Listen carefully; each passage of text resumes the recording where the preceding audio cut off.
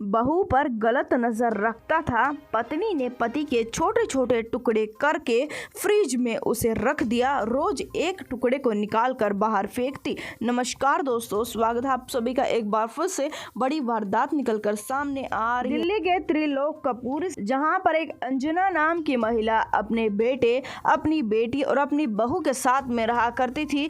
दरअसल बता दें कि उसका पति शराब का आदी भी था, नशे का सेवन भी करता था, पर इसके अलावा भी उसमें कई गलत प्रकार की आदतें थी। वह आदतें ये थी कि वह पूरे घर परिवार में महिलाओं पर शक किया करता था, अपनी पत्नी पर, अपनी बहू पर और अपनी बेटी पर शक किया करता था। महिला अपने पति की इन हरकतों को बिल्कुल भी पसंद नहीं किया करती थी। आज की बात थी, महिला रोजाना के जैसे कामकाज करने के लिए घर से बाहर गई थी और वह जैसे ही कामकाज करके आती है उसे ऐसा महसूस होता है मानो कि उसका पति उसकी बेटी के साथ में है। दरअसल बता दें कि उसकी बेटी की शादी तो कर दी गई थी, पर शादी के बाद में ससुराल वाले उसकी बेटी को रखने के लिए तैयार नहीं थे। इस वजह से लड़की अपने मायके में ही रह रही थी। उस पर भी काफी दुख का पहाड़ टूटा हुआ था। उसी समय पर महिला को ऐसा महसूस होता है मानो कि उसका पति उसकी बेटी के साथ में एक कमरे में था। यानी कि महिला को महसूस होता है कि मानो कि उसके पति ने उसकी बेटी के साथ में गलत हरकत की है,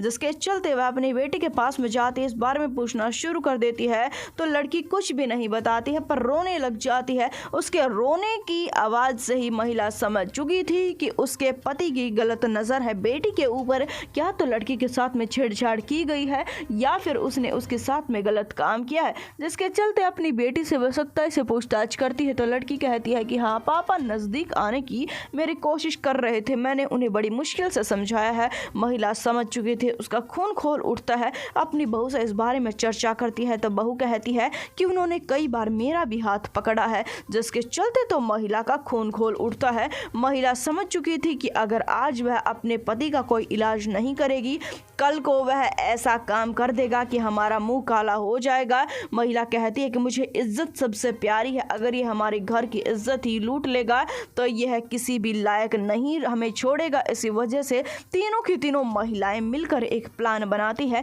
दरअसल बता दें, अनेकों प्लान बनाने के बाद में भी सफल नहीं हो रहे थे, क्योंकि किसी न किसी को तो घर में पता ही लग जाता। इसी वजह से महिला अपने बेटे को भी इस प्लान में शामिल कर लेती है।